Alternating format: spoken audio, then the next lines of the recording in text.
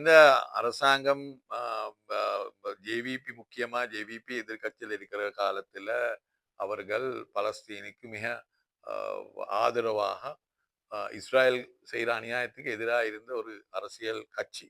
இப்ப நாங்களும் கூட அவர்களோட பலஸ்தீன் சம்பந்தமா பல ஆர்ப்பாட்டங்கள்ல பல கூட்டங்கள்ல நாங்கள் கலந்து கொண்டிருக்கிறோம். ஆனால் இவர்கள் ஆட்சிக்கு வந்ததுக்கு பிறகு அந்த நிலைப்பாடு மாறி இருக்கிறது இப்ப நல்லா எங்களுக்கு தெளிவா விளங்குது. ஏனென்றால் இப்ப நாங்கள் அன்று பாராளுமன்றத்திலே நான் பிரதமர் அவர்கள் கிட்ட கேள்வி கேட்டேன் ஜனவரி மாசத்துல.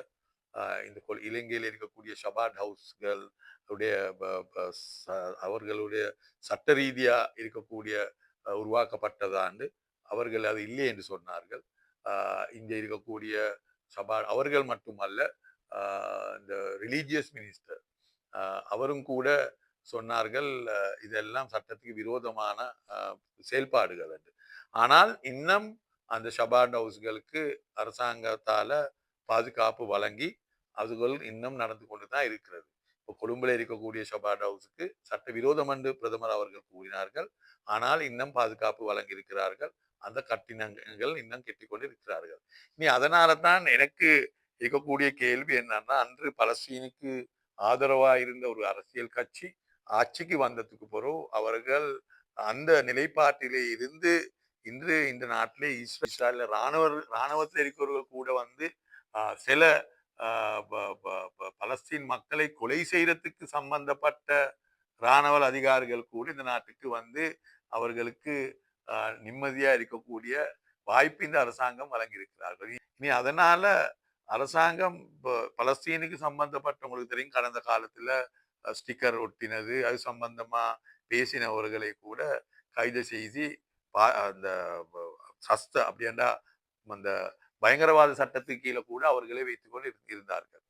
எனவே எனக்கு விளங்குகிறது அரசாங்கம் வர வர என்னடா இந்த நாட்டுல மற்ற ரெண்டு கட்சிக்கும் விட பலஸ்தீனிய சம்பந்தமா தெளிவான கருத்தும் அதே போல அவர்களுக்கு நடந்த அநியாயத்தை பற்றி எல்லா கட்சிகளுக்கும் விட கூடுதலா பேசினவர்கள் தான் இவர்கள்.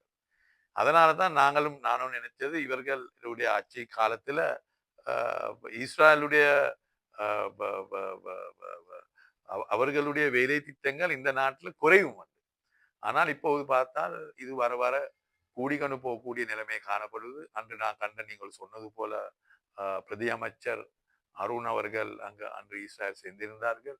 அதே போல அதுக்கு முந்தி மீடியாவில் இருக்கக்கூடியவர்களை இஸ்ரேலுக்கு அனுப்புறதுக்கு அனுமதி வழங்கினார்கள். அதுவும் அரசு மீடியாவில் இருக்கக்கூடியவர்களும் கூட போனார்கள்.